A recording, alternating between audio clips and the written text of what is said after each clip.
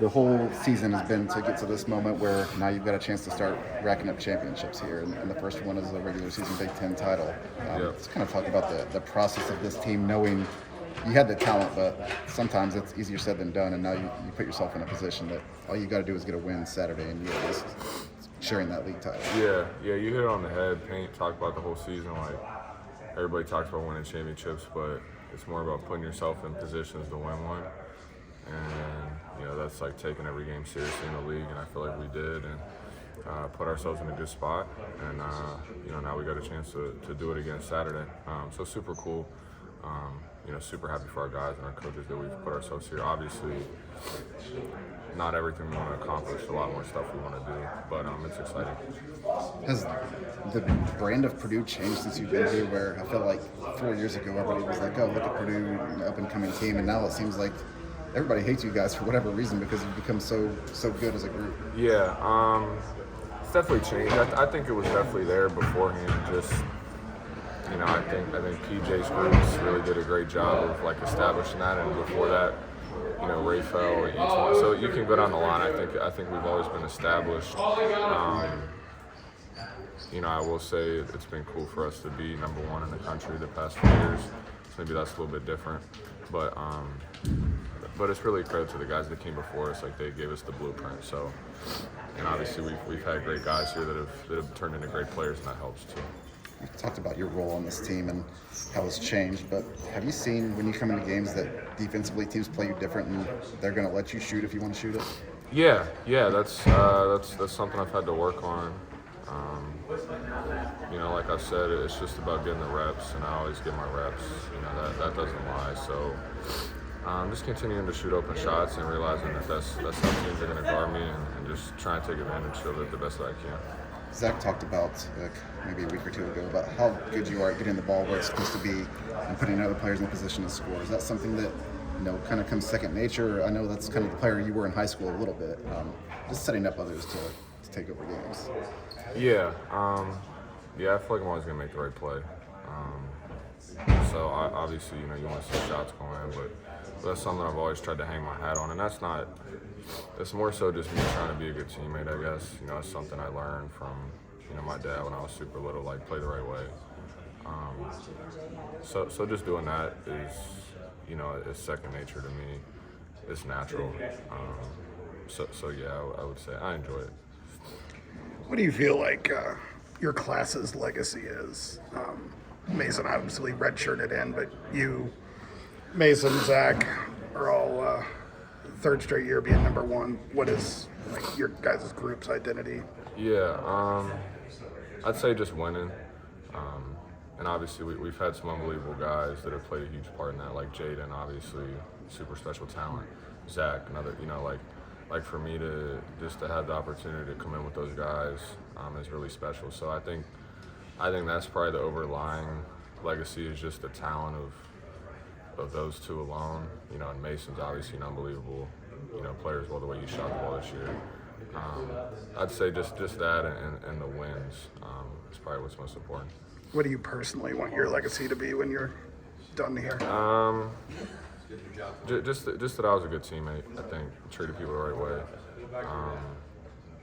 On the court, like I've always said, it's kind of whatever we need. Just trying to figure out what we need and do it to the best of my ability.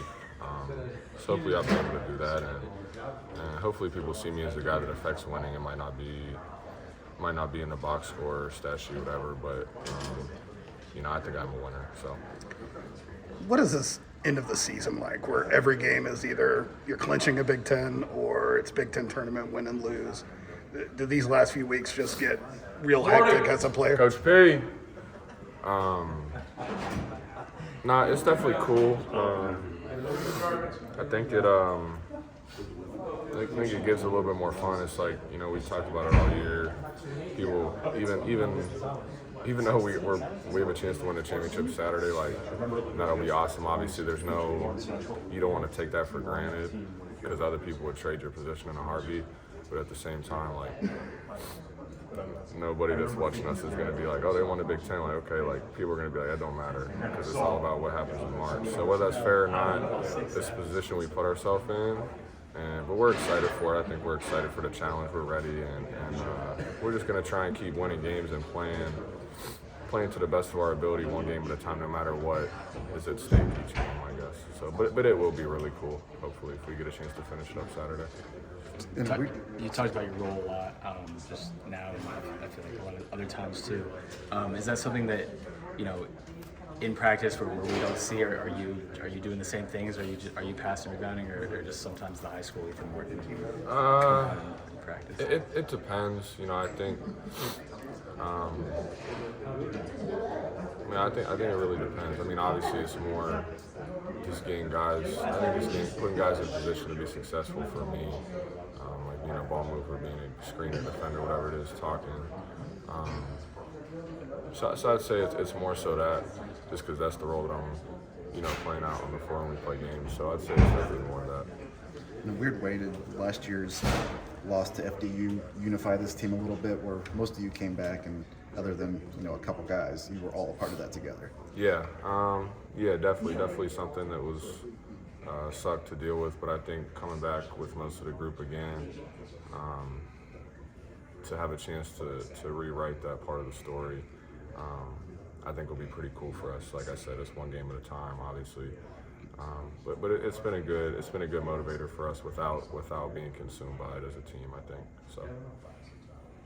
Has that switch flipped kind of for you, where it's March time, whatever that means to you, the difference?